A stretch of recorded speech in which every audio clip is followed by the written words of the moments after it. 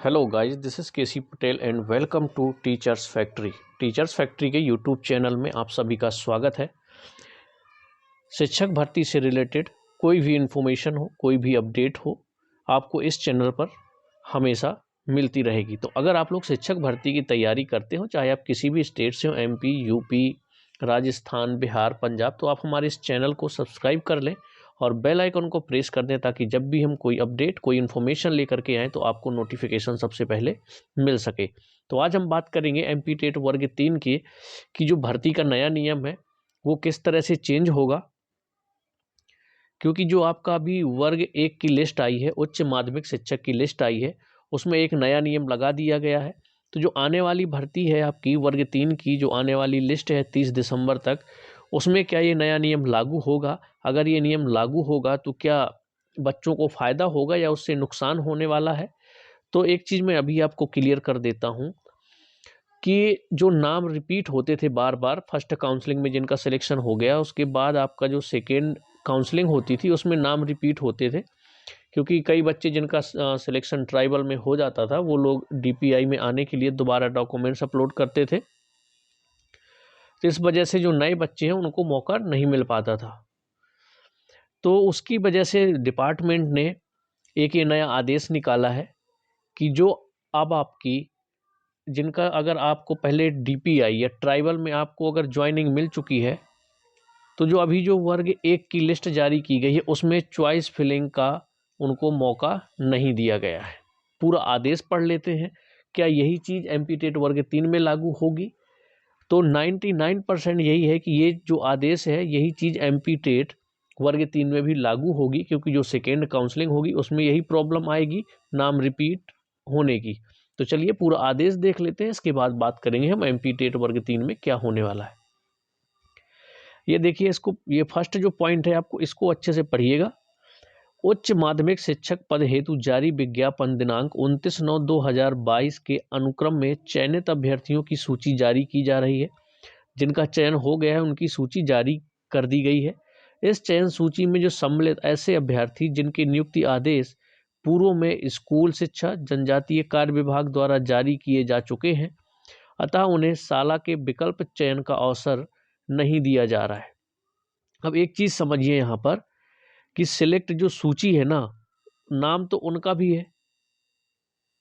तो मुझे एक चीज़ समझ में नहीं आ रही, डिपार्टमेंट अगर करना क्या चाह रही है, या तो उनको डॉक्यूमेंट्स ही फिर अपलोड मत करने दो। अगर डॉक्यूमेंट्स अपलोड ही करने दिया है तो जो चयन सूची है फाइनल, उस चयन सूची में उनका नाम भी है। सिर्फ चॉइस फिलिंग उनको नहीं करने दिया जा रहा है कि कौन से स्कूल उनको रेफरेंस देना है या नहीं देना, इसका ऑप्शन उनके लिए हटा दिया गया है। अब इससे होगा क्या कि आपकी जो लिस्ट है उनमें तो उनका नाम ऑलरेडी है, लेकिन जो साला के विकल्प का चयन है वो चीज़ों को इनको दोबारा से अवसर नहीं दिया जाएगा, क्योंकि इनको पहले डीपीआई और ट्राइबल में नियुक्ति मिल चुकी है।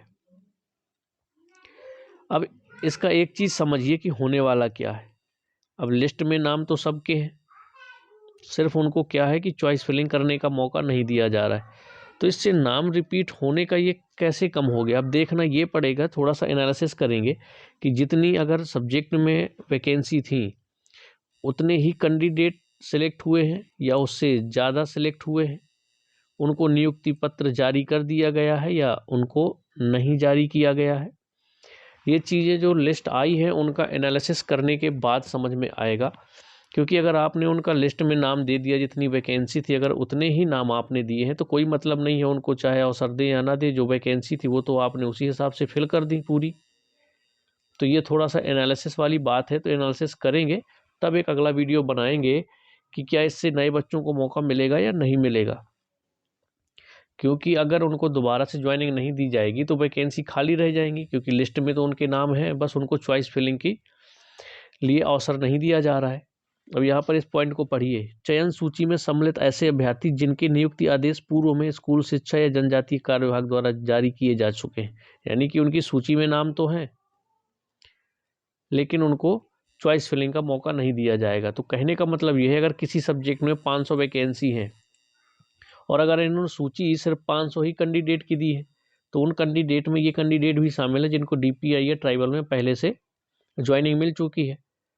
तो फिर तो कोई फ़ायदा नहीं, जो कम नंबर वाले हैं उन बच्चों को कोई फ़ायदा नहीं है, क्योंकि नहीं भी करने दोगे तो खाली वैकेंसी रह जाएंगी आपकी। या तो आप अतिरिक्त सूची वालों को मौका दो, उसमें नाम जोड़ो, या तो आप उस हिसाब से जिनकी ऑलरेडी आपकी ज्वाइनिंग मिल चुकी है उनकी नियुक्ति या तो आपने जारी नहीं किए हों, और जितनी वैकेंसी थी आपने नए कैंडिडेट की जो आपकी जो ज्वाइनिंग लेटर है वो आप जारी करें। तो देखना ये है, थोड़ा सा एनालिसिस करना पड़ेगा। एनालिसिस करके एक वीडियो हम बनाएंगे कि क्या इससे कुछ फ़ायदा होने वाला है या नहीं होने वाला है, क्योंकि उन्होंने सूची में ऑलरेडी शामिल कर रखा है। या तो फिर उनको सूची में ही शामिल नहीं करना था, उसके जो कम नंबर वाले कैंडिडेट हैं उन सबको सिलेक्ट करके देना था, क्योंकि आप तो उनको चॉइस फिलिंग का मौका दे ही नहीं रहे।